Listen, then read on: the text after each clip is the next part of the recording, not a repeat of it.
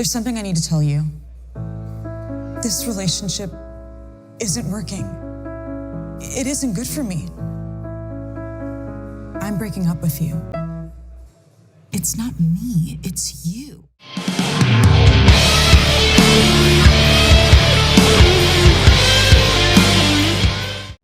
What's up, guys? Welcome back.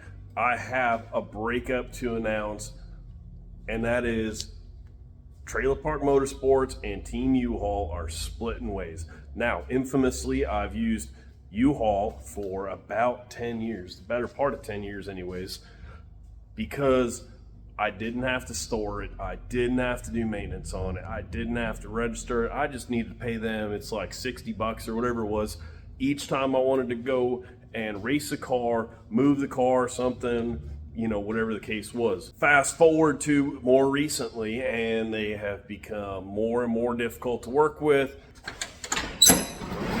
Now, I wish there was a way that I could have like a rope or something to pull us down with, but Bubba Wallace kind of that up for everybody. Anyways, oh, before we get started, check out my friend Courtney. She's got a 4th gen on nitrous and some other stuff. Check her out. She's got an Instagram and a YouTube. Let her know you want to see her do some videos on the YouTube. Working on the car, racing the car. She races it, does wheelies. It's pretty cool. Anyways, back to the trailer. So I picked up a 22-foot with a dovetail trailer. So check this out, and I'm going to show you some of the things that I did to it right away, which include lights, winch, and some ramps. The first step is we are going to drill the 4 holes to mount the winch. While this time lapse is going, if you wouldn't mind, check out the store, link in the description, Trailer Park Motorsports, my Shopify. There's t-shirts, there's merch, there's stickers, so on and so forth. There will be a 2025 calendar coming out in the very near future. Check it out. I'd appreciate it. Thank you. The next step is to drill the 4 center holes, the diamond pattern in the middle. This secures the winch plate to the trailer. The winch will get bolted to the winch plate from the bottom.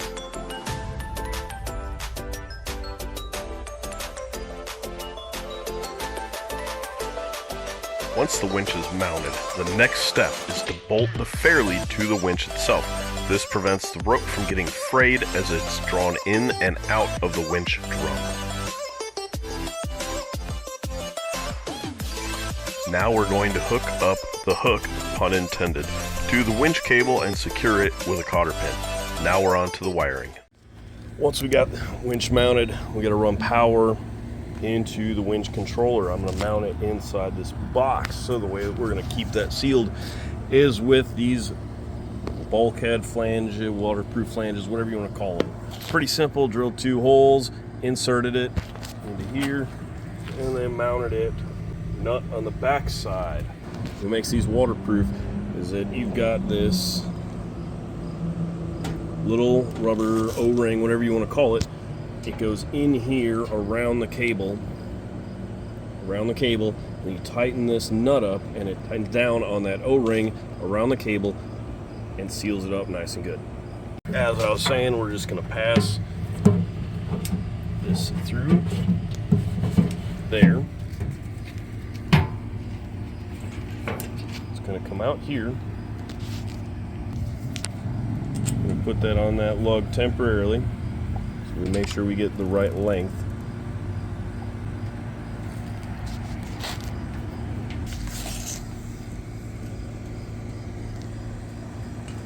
We're gonna get that in there. Tighten those up. The next step is to install the battery charging lug bulkhead from Motion Raceworks. This template is a sticker which makes it a simple task. Just peel it off once you've drilled the pilot holes. Then install the plastic divider on the back which secures the plate to the surface. Follow that up with the actual charging posts. Lastly, you will rivet the mounting plate to the surface with the included 1/8 inch rivets. Once that's done, it's a matter of attaching the power and ground cables from the winch controller to the lugs. I chose to do this instead of having a dedicated battery. I can run the winch off the tow vehicle with some long jumper cables. So far, all of the wiring from the Harbor Great winch haven't needed any modification. However, this one ground cable needed the connector changed on it in order to work with the Motion Raceworks kit.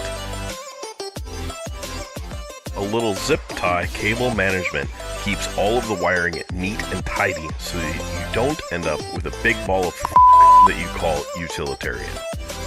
Here we are doing the last modification to the box, and that is to install the winch controller remote bulkhead. Drill and secure with some 1/8 inch rivets.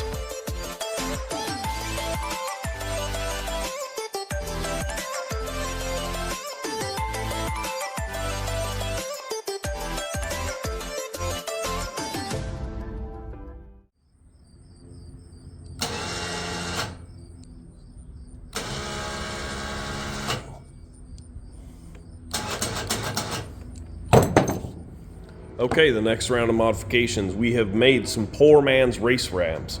These are 2x12s. I'll save you the f***ing train. So anyways, I'll save you the details on these. It was real simple. I picked up 3 8-foot 2x12s.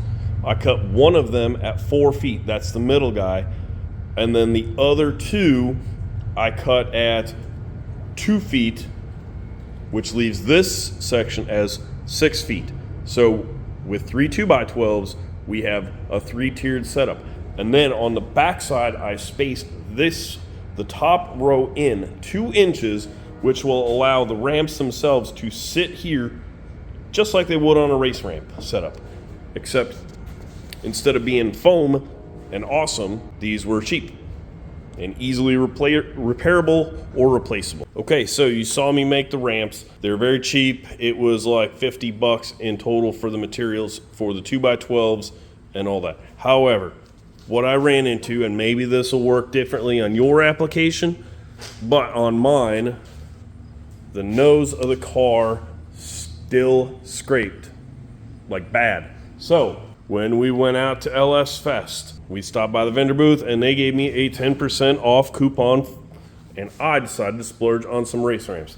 Now, in addition to the car going on and off the trailer easily without scraping, these are like 16 pounds.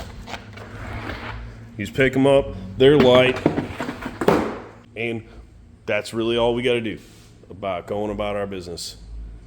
So, cheap, easy, light, not cheap at all, but well worth the price. Every penny I spent on this was worth it when I was easily able to load this car up without any drama.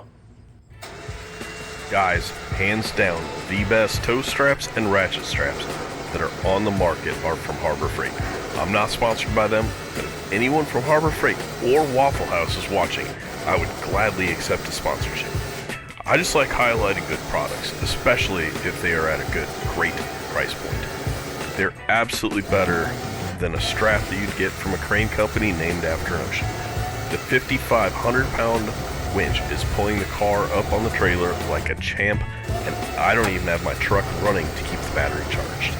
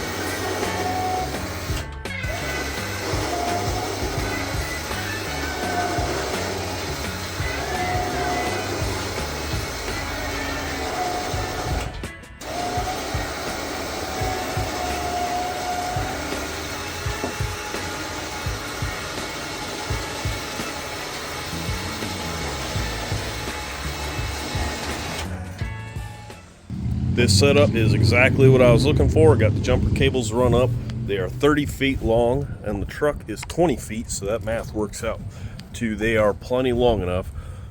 But as you saw, it winched the car up onto the trailer with ease. Here we have another set of things that I bought in this trailer. These are like 30 bucks at Harbor Freight. And I got them. They also charge with USB. But I got them because the last time I loaded up at Cordova, actually the last 2 times, they turned the lights off on me. It's very difficult to car strap to the trailer without light. I had one light and it was not a whole lot of fun. Perk about using this trailer with these lights, they're magnetic, is with this steel frame all around the trailer, I can stick these lights pretty much anywhere I need them. And when we're not in use, you just stick them on the inside of the lid and we're done. Hey guys, that's going to be it for this one. Thanks for watching. If you enjoyed it, hit the like button. It really helps out in the channel and the algorithm and all that stuff. Anyways, take a look up here. There's some videos I think you might like.